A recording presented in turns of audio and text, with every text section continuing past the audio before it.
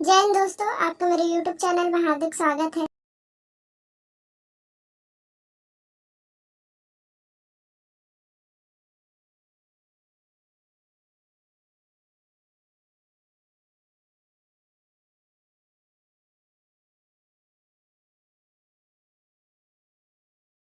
Paper cutting में show हो रहा है नवंबर के पहले हफ्ते में जारी होंगे टीईटी के ई सर्टिफिकेट। ठीक है, सीजीटेट 2022 का जो रिजल्ट हुआ है और रिजल्ट जारी हुआ है उसका जो ई सर्टिफिकेट अर्थात शिक्षक पात्रता परीक्षा टीईटी के ई सर्टिफिकेट नवंबर के पहले सप्ताह में जारी किए जाएंगे। व्यापम से इसकी तैयारी की जा रही है। मंडल ने इसी महीने टीईटी के नतीजे भी जारी कर दिए हैं। इसके अनुसार पहली से 5वीं में अध्यापन के लिए 55,000 और 6वीं से 8वीं में अध्यापन में 25,000 जो उम्मीदवार है उन्होंने टीईटी की परीक्षा उत्तीर्ण किया है। टीईटी से जो सर्टिफिकेट प्राप्त होता है, ठीक है, या जो सर्टिफिकेट जारी किए जाएंगे उसकी जो वैधता है आजीवन रहेगी अर्थात लाइफ टाइम रहेगी। यह सर्टिफिकेट पर भी लिखा जाएगा। ठीक है, पहले टीईटी की वैधता 7 साल की थी। पिछली बार टीईटी से नया नियम लागू हो चुका है। ठीक है दोस्तों, गौरतलब है कि टीईटी 2022 के लिए करीब 7,81,000 आवेदन मिले थे। पहली से 5वीं के लिए 4,16,000 आवेदन, 927 उम्मीदवारों ने आवेदन किया था। अर्थात सबसे ज़्यादा जो आवेदन है आपका पहली से 5वीं के लिए गया हुआ था दोस्तों। तो यूँ कह सकते हैं इस बार सहायक शिक्षक के जो पद हैं, ठीक है, सहायक शिक्षक के पद हेतु कंपटीशन ज़्यादा रहेगा, क्योंकि अभी तो केवल 55,000 लग रहा है, लेकिन इतने सालों में हजारों जो कैंडिडेट हैं टीईटी का जो रिजल्ट लेकर बैठे हुए हैं, तो मान के चलिए लगभग आपका 1 लाख उम्मीदवार आराम से एग्ज़ाम में जो पात्र कैंडिडेट रहेंगे आपका सीजीटेट की परीक्षा में। रही बात नोटिफिकेशन कब जारी होगा दोस्तों, तो राज्य सरकार द्वारा इस पर एक फाइनल बैठक होने वाली है जो कि सुनने में आ रहा है।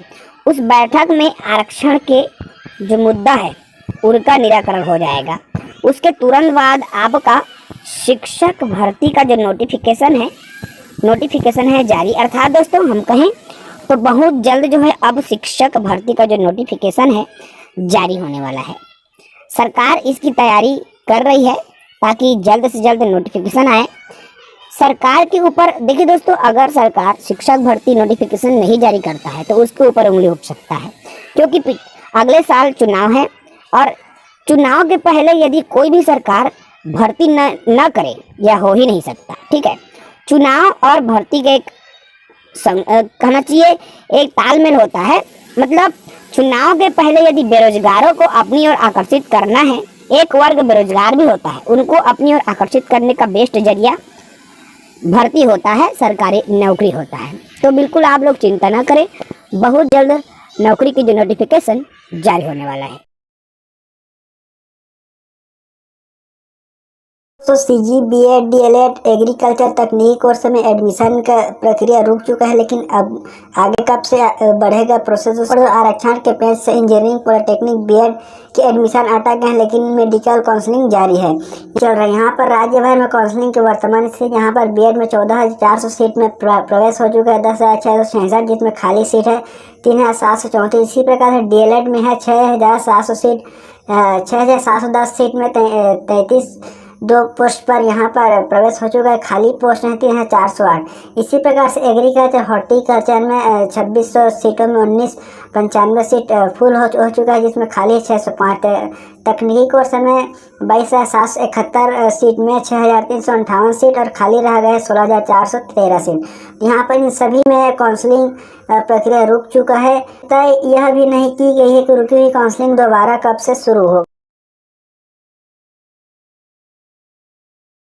आप सभी को पता है साथियों कि सीजीटेट का फाइनल रिजल्ट डिक्लेयर हो चुका है और साथ में बहुत से प्रॉब्लम सीजीटेट में अभ्यर्थियों को परीक्षार्थियों को देखने को मिल रहा है। खास कर जो ओबीसी वाले हैं इनको तो एनसीएल प्रॉब्लम जो फेस करना पड़ रहा है, और यदि कोई अभ्यर्थी है तो उनको कैटेगरी प्रॉब्लम भी फेस करना पड़ रहा है। किसी का डेट ऑफ बर्थ गलत है तो किसी का मेल फीमेल वर्ग गलत है। तो दोस्तों इसी पर चर्चा करने वाले हैं कि हाई कोर्ट ने व्यापम को किस प्रकार से सख्त लहजे में निर्देशित किया है। जैसा कि दोस्तों आप यहाँ स्क्रीन पर देख पा रहे हैं कि हाई कोर्ट के आदेश के बाद जारी की गई संशोधित अंक सूची। हाई कोर्ट के आदेश के बाद याचिकाकर्ता द्वारा आवेदन करने पर व्यावसायिक परीक्षा मंडल ने उत्तीर्ण परीक्षा की अंक सूची में जन्म तिथि में सुधार कर वास्तविक तिथि अंकित कर दी। इसके बाद नई अंक सूची जारी की गई। ग्राम बरतौली, थाना बिल्हा निवासी गौरी वर्मा, पिता राम कुमार वर्मा का जन्म तिथि 12 मार्च 1994 है। उन्होंने टीईटी शिक्षक पात्रता परीक्षा का ऑनलाइन आवेदन करते समय भूलवश अपनी जन्मतिथि 12 मार्च 1993 दर्ज कर दी थी। मतलब साथियों कहने का मतलब ये है कि इसका जो एक्चुअल में जो जन्मतिथि था वह 12 मार्च 1994 है और इन्होंने भूलवश आवेदन करते हुए 12 मार्च 1993 दर्ज कर दी थी। इसके आधार पर परीक्षा उत्तीर्ण करने की अंक सूची में गलत जन्म तिथि 12 मार्च 1993 ही छपकर मिलने पर आवेदिका ने उसे सुधरवाने व्यक्तिगत तथा लिखित आवेदन देकर व्यावसायिक परीक्षा मंडल रायपुर को निवेदन किया, जिससे परीक्षा मंडल ने नियमों का हवाला देकर कार्रवाई नहीं की। मतलब साथियों जैसे ही इसको पता चला कि इसका जो डेट ऑफ बर्थ है 12 मार्च 1994 उसमें 93 दर्ज हो गया है और यही चीज़ उसके टीईटी के रिजल्ट में भी छपकर आया है, तो उन्होंने तुरंत ही सीजी व्यापम को लिखित रूप से और व्यक्तिगत रूप से उपस्थित होकर उन्होंने आवेदन किया कि इस पर सुधार किया जाए। लेकिन व्यापम ने साथियों ये कह दिया कि नोटिफिकेशन में स्पष्ट रूप से जानकारी दे दिया गया है कि इस प्रकार की कार्यवाही नहीं किया जा सकता। तो इसके बाद क्या हुआ साथियों, इसके बाद आवेदिका ने अपने अधिवक्ता एस.बी. पांडे के माध्यम से हाई कोर्ट की शरण ली। याचिका में बताया कि आवेदिका के सभी दस्तावेजों में वास्तविक जन्म तिथि 12 मार्च 1994 ही है, लेकिन त्रुटिवश टीईटी परीक्षा का ऑनलाइन आवेदन करते समय जन्म तिथि 12 मार्च 1993 दर्ज हो गई है, जिसका भविष्य में उनके करियर पर विपरीत प्रभाव पड़ेगा। यहाँ पर व्यापम द्वारा जैसे ही कहा गया कि वे इस पर कार्यवाही नहीं कर सकते, तो उन्होंने अपने अधिवक्ता एस.बी. पांडे के माध्यम से हाई कोर्ट की शरण लिया और हाई कोर्ट में याचिका दायर कर अपने प्रॉब्लम को बताया कि 12 मार्च 1994 ही उनका एक्चुअल डेट ऑफ बर्थ है, त्रुटिवश उसने 12 मार्च 1993 दर्ज की है।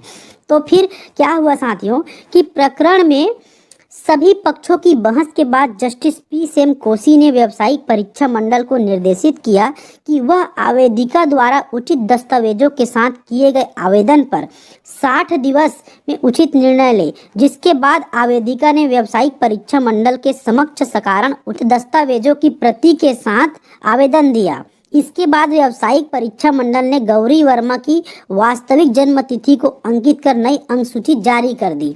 तो इस तरह से साथियों यदि आपका भी किसी भी प्रकार का कोई प्रॉब्लम है, यदि व्यापम द्वारा उस पर एक्शन नहीं लिया जा रहा है, तो आप हाई कोर्ट का रुख कर सकते हैं, क्योंकि हाई कोर्ट से साथियों ये आपको बिल्कुल फैसला मिलेगा। हाई कोर्ट में जाने का मतलब ये है साथियों कि आपके पास सबूत होना चाहिए, साक्ष्य होना चाहिए, तभी आप हाई कोर्ट जाए। बिना प्रूफ के आप हाई कोर्ट बिल्कुल भी न जाए। यदि आपका ओबीसी एनसीएल से ओबीसी सीएल हो गया है, यदि आपका एससी एसटी ओबीसी से जनरल हो गया है, या फिर जनरल वाले हैं और किसी आरक्षित वर्ग में आपका फॉर्म डल गया है, तो आप बिल्कुल हाई कोर्ट जा सकते हैं। यदि आपका डेट ऑफ बर्थ में गलत है तो भी आप हाई कोर्ट जा सकते हैं। यदि आपका किसी भी प्रकार का त्रुटि या प्रॉब्लम है और आपके पास उचित साक्ष्य है, तो आप हाई कोर्ट जाकर बिल्कुल उस पर संशोधित करवा सकते हैं।